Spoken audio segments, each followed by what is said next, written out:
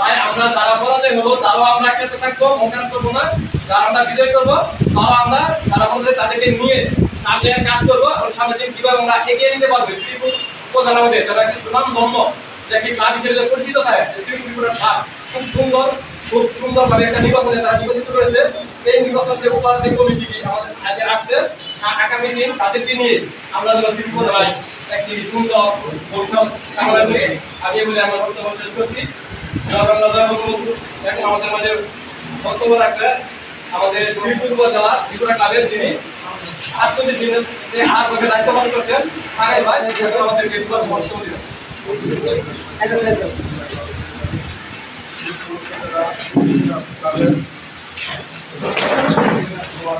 সালের 2022-24 কমিটি কার্যক্রম সমাপ্ত হওয়ার পর আহ্বায়ক কমিটি গঠিত হয়েছে এবং সেই আহ্বায়ক কমিটির 5 সদস্য তারা আজকের এই নির্বাচন কার্যসূচিটা সাফল্যমণ্ডিত করার জন্য পরিশ্রম করে আজকের এই আয়োজন করেছে। এই আয়োজনের মধ্যে আমাদের মাঝে উপস্থিত আছেন শ্রীপুর উপজেলা রিপোর্টার্স ক্লাবের সম্মানিত উপদেষ্টা এবং আজকের নির্বাচনের সহকারী নির্বাচন কমিশনার আমাদের মাঝে উপস্থিত আছে।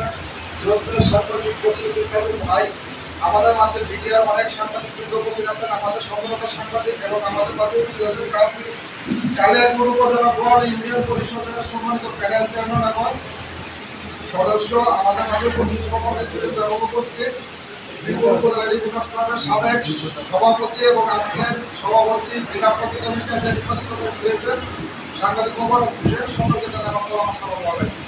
আসলে আমরা সাংবাদিক সবাই ভাই ভাই। এখানে একটা নির্বাচন আনুষ্ঠানিক মাত্র একটা কিছু, এখানে নির্বাচন করতে গেলে এখানে হয়েছে যে পাশ ফেল বিজয় পরাজয় থাকবে। এখানে আমাদের জয় পরাজয় সব বাদ দিয়ে সবাই কাঁধে কাঁধ মিলে এবং এই সংগঠনের উন্নয়নের জন্য আমরা সবাই চিন্তা ভাবনা করে যেভাবে ভালো করা যায় ওই দিকটা বিবেচনা করে সেটা আমরা সংগঠন মঙ্গল কামনা করি।